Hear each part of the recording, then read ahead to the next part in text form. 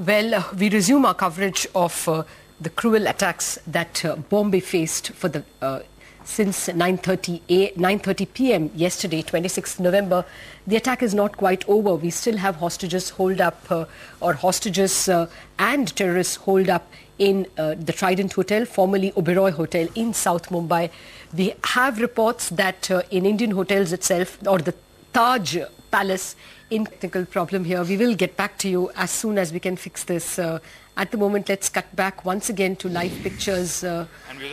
We have MILIND DEORA addressing the press near the Oberoi Hotel. Around the Colaba market area because people kept moving in clusters, which made them easy targets for grenade attacks. But when we were around the Oberoi area, we basically saw the hijacked vehicle right near us. Just then a policeman right near the Oberoi hotel had told us that someone's hijacked a police car and please be very careful. And just then we were going this way, they were coming this way. And before we crossed each other's path, we heard them exploding a grenade. Just after that, we heard them exploding a grenade. We can't tell whether they hurled it towards our car or towards somewhere else. But we know that's the car because it was moving almost as if someone was...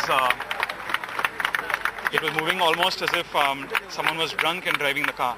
So it was a very frightening moment, but I was very concerned because people from Oberoi were calling me, and a lot of the people who are guests in the Oberoi, staff members, they were holed up at the Inox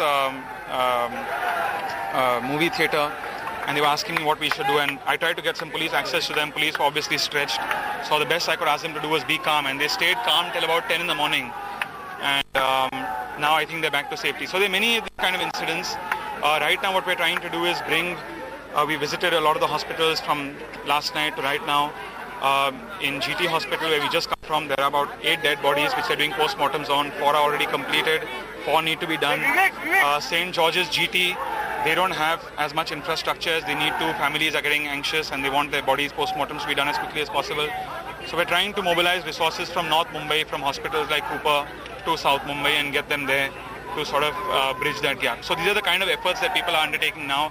Yesterday early in the morning, around 6 o'clock in the morning, I attended a meeting attended by the Union Home Minister, the Chief Minister, the entire police and intelligence personnel, the NSG, DG. And it was decided upon that the NSG and the state government will evolve some kind of framework to undertake these operations in these 2 hotels and in the building. So I think it's time we let them do their job. It's very premature to comment on what's happening up there. But they are the best we have in this country, and I'm sure they're doing the best for them. Milind, preliminary information that is being shared with you, how many foreigners can you say have been hijacked or have been held hostages here in the Oberoi Hotel? Do you really think that this is a new kind of terror that has come into force? Well, it's a very different terror attack. It's definitely something that Mumbai has not seen. It's not something that's happened in the past in places like Javeri Bazaar and in business districts, passport office, stock exchange and the trains.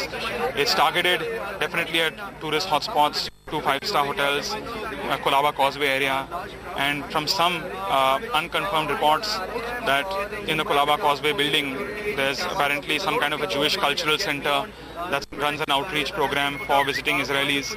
So maybe that's some kind of a motive at the back. It's very hard to confirm that. We shouldn't confirm that. But it is a different kind of terrorist attack. I think Mumbaikars are not used to this. At least they've not seen this happening in the hardcore financial district for some time since it happened in the stock exchange and the Air India building. So I don't know how they'll sort of get back to normalcy. But right now the aim is not really to worry about the impact on the business climate of the city or the tourist impact of the city. Right now is to get people to safety as soon as possible, to end this encounter operation with the least number of casualties as possible. Just one last quick word on the officers who've laid their lives in the line of duty. The most decorated officers are now no more with the Mumbai police, with the ATS. What are your thoughts about that? Well, I think yesterday in the meeting that was chaired by the governor, the Union Home Minister, the Chief Minister, the Deputy Chief Minister, the Home Secretary, the Chief Secretary, the DGP. I think it was very evident that everyone from Mr. Karkare down to a constable who was killed or injured, they will be missed, and their contribution is very, very vital to protecting the city. And the best we can do is offer our condolences and our gratitude to their families. Right, Toral, even as Member of Parliament from South Mumbai, MILIND DEORA speaks about how the city is saluting the officers who laid their lives down in the line of duty. The pictures that we're playing on your screens are of the Additional Commissioner of Police's body being taken away for cremation. You can see distraught family members there as